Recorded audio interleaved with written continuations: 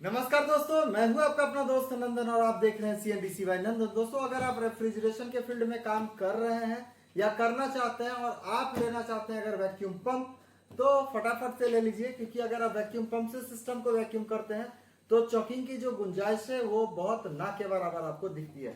तो फिलहाल हमारे पास है कूल नवा कंपनी का ये एक प्यारा सा वैक्यूम पंप, कॉपर वाइंडिंग के अंदर है। ये कोई प्रमोशनल वीडियो नहीं है, ये हमने यहाँ पे 4400 रुपए का खरीदा अपने लोकल मार्केट के अंदर। हालांकि इसकी कीमत 3600 से लेकर और 4400 के आसपास मिलेगी, अलग अलग ब्रांड और अलग अलग क्वालिटी के अकॉर्डिंग, है ना। तो ये फिलहाल कूल नोवा कंपनी की है और आपको कहीं पे किसी अदर्स ब्रांडिंग के अंदर भी देखने को मिल जाए या फिर अदर्स क्वालिटी की। तो अगर आप एक नॉर्मल वैक्यूम पंप चाहते हैं तो आपको 3600 से लेके 44-4500 तक आपको पे करना होता है। अगर आप इसमें वैक्यूम के साथ साथ प्रेशर की भी अगर सिस्टम चाहते हैं तो आपको थोड़ा सा और अपर रेंज में जाना पड़ेगा, तो आप उससे वैक्यूम भी कर पाएंगे और आप उससे प्रेशर भी डाल पाएंगे। तो फिलहाल हमारे पास है इससे सिर्फ और सिर्फ वैक्यूम करने का ऑप्शन है। तो चलिए हम इसके बारे में आपको दिखा देते हैं कि ये कितनी एम्पियर लेकर चलती है और अगर आप एक नया वैक्यूम पंप लेते हैं तो इसके साथ आपको क्या क्या देखने को मिलता है। दोस्तों, जैसा कि देख सकते हैं यहाँ पर ये ऑयल है जो कि हमें इस सिस्टम के अंदर डालना होता है इसे यूज करने से पहले, है ना। इसकी कंप्रेसर के मैकेनिकल सिस्टम को लुब्रिकेंट करने के लिए ये इसके साथ एक तेल की डब्बी आती है ना।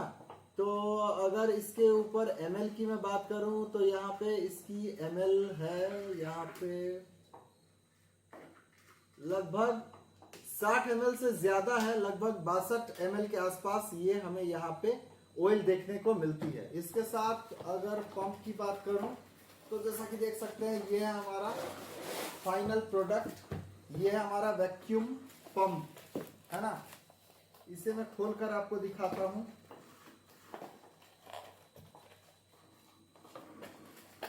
जैसा कि देख सकते हैं ये इस तरीके से पैकिंग में आता है। ये हमारा फाइनल प्रोडक्ट, है ना। ये हमारा वैक्यूम पंप, पैकिंग ठीक ठाक है, गत्ते के अंदर है ना। और यहाँ पर एक पतली सी पैकेट है जो सील्ड नहीं होती है, बस इसके अंदर पहनाया हुआ होता है। जैसा कि देख सकते हैं यहाँ पे आपको ऑयल का इंडिकेटर दिखता है जो कि यहाँ पे ग्लास में है। इसके अंदर जो हम ऑयल चार्ज करेंगे तो इसके अंदर ऑयल की कंडीशन क्या है आपको यहाँ पर दिखती है ना। इंडिकेशन यहाँ पे आपको शो करती है। यहाँ पर मिनिमम और यहाँ पर मैक्सिमम है ना। यानी कि आपको मिनिमम उससे नीचे नहीं जानी चाहिए। इससे नीचे तेल की जो इसके अंदर जो ऑयल हम डालेंगे तो ये मिनिमम से नीचे नहीं जानी चाहिए और मैक्सिमम से नीचे ही थोड़ा सा रखना है, मेंटेन रखना है ना। ये इसकी पावर की केबल है और यहाँ पर जैसा कि देख सकते हैं यहाँ पर आप आपकी जो लाइन है ना, चार्जिंग लाइन जो है, इसे आप यहाँ पे कनेक्ट करेंगे। यहाँ पर इसके साथ एक कैप है। यहाँ पर जैसा कि देख सकते हैं ये फिल्टर कॉम, यहीं से आपको इसके अंदर ऑयलिंग करना होता है, इसके अंदर तेल डालना होता है। साथ के साथ यही है इसकी फिल्टर। इसे यहाँ से एंटी क्लॉकवाइज डायरेक्शन में अगर आप घुमाएंगे तो ये इस प्रकार से खुल जाएगी। यहाँ पर रबर की ओरिंग लगी हुई है, ये ओरिंग मिस नहीं होनी चाहिए, नहीं तो फिर आपको प्रॉब्लम होगी, है ना। तो इसके अंदर फिल्टर कॉम, ये आपका ऑयल डालने का ढक्कन है ना। इसके अंदर जब हम इस ऑयल को डालेंगे तो यहाँ पर जो ऑयल की लेवल है वो बढ़ती हुई दिखाई देगी और इस ऑयल को पूरी की पूरी इसके अंदर नहीं डालनी है। जितने में इसका लेवल कंप्लीट हो जाएगा उतने पर ही इसे छोड़ देना है। तो इस ऑयल के ढक्कन को हमने खोला तो यहाँ पर ये सील्ड की हुई है, तो इसके सील्ड को हम यहाँ पे खोल लेते हैं। इसकी सील को हमने यहाँ पे ओपन कर लिया है ना। इसकी सील यहाँ पे खुल चुकी है। यहाँ पे पंप की जो कैप है यहाँ पे ऑयल वाली, वो भी खुल चुकी है। जैसा कि देख सकते हैं यहाँ पे ऑयल की जो लेवल है यहाँ पे आपको कुछ भी शो नहीं हो रही है। इसके अंदर तेल डालेंगे और आप नीचे में इंडिकेटर भी देखते रहेंगे। जैसा कि देख सकते हैं मैं इसके अंदर ऑयल डाल रहा हूँ, हल्का हल्का डालना है, ये नहीं कि एक बार में पूरा का पूरा उड़ेल देना है इसके अंदर, है ना।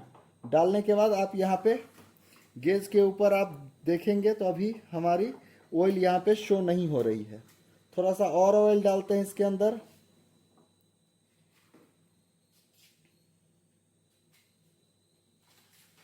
जैसा कि देख सकते हैं गेज के ऊपर, यहाँ पर मीटर के ऊपर हमें यहाँ पे ऑयल शो करने लगी, है ना।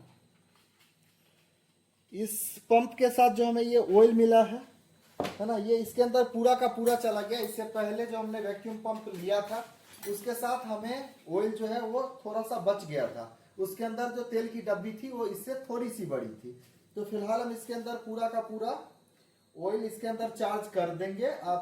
आप देख लेंगे। आप अगर वैक्यूम पंप खरीदते हैं तो आपको ये देख लेना है कि इसके अंदर जो ऑयल इसके साथ मिली है, अगर मैक्सिमम लेवल से को अगर ये पहुंच जाती है तो उससे अधिक तेल इसके अंदर नहीं डालना है ना। मैक्सिमम से नीचे ही रखना है।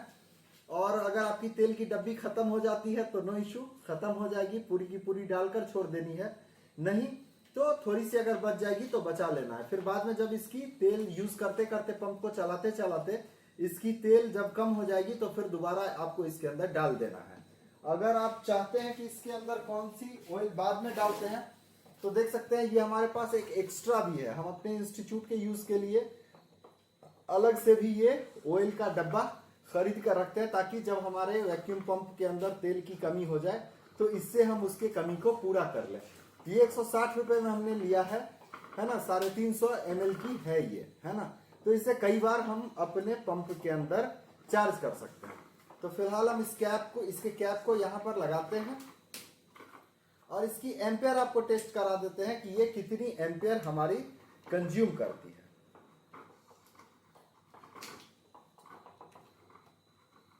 दोस्तों जैसा कि देख सकते हैं एम्पियर मीटर को हमने यहाँ पे कनेक्ट कर दिया है और इसकी जो कॉर्ड है ना, पंप की जो कॉर्ड है हमने यहाँ पे लगा दिया है। मैं आपको एक चीज और दिखा दूं कि सिस्टम के पीछे यहाँ पर एक पावर का ऑन ऑफ बटन मिलता है। आप डायरेक्टली यहाँ से भी पावर को ऑफ ऑन कर सकते हैं, है ना। और मैं अगर इसे ऑन करके इसकी एम्पियर की बात करूं तो जैसा कि देख सकते हैं अभी सिस्टम चल रही है और ये भी जो ये एम्पियर कंज्यूम कर रही है 0.67 के आसपास। मैं इसके सेक्शन लाइन को अगर जब मैं दबाता हूँ, जब मैं इसके ऊपर प्रेशर डाल रहा हूँ, तब जो इसका एम्पियर बढ़ के हो रहा है वो भी करीबन वही 0.65 के आसपास है और ये 0.7 0.8 के आसपास देखने को आपको मिल सकता है। अभी जो हमारे यहाँ वोल्टेज है वो है करीबन 230 के आसपास, है ना। तो जैसा कि देख सकते हैं ये शॉकिंग भी काफ़ी अच्छी कर रही है। वैक्यूम बहुत अच्छी ढंग से ये क्रिएट कर पा रही है और काफ़ी अच्छा ये कंप्रेसर मुझे लग रहा है। तो अगर आप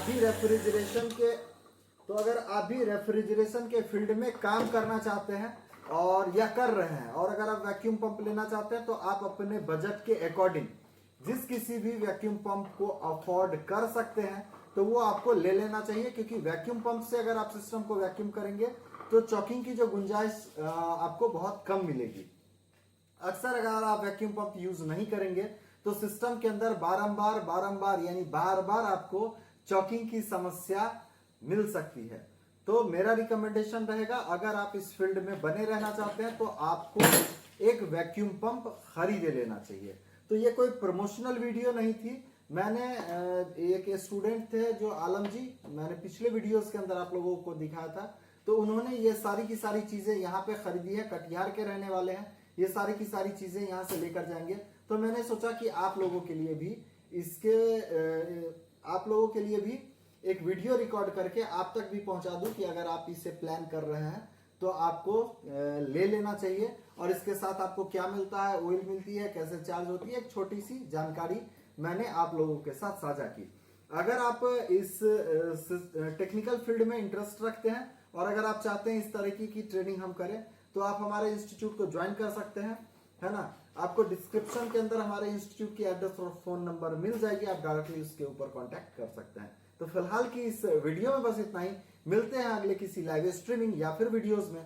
तब तक अपनों का खूब ख्याल रखिए। Bye bye.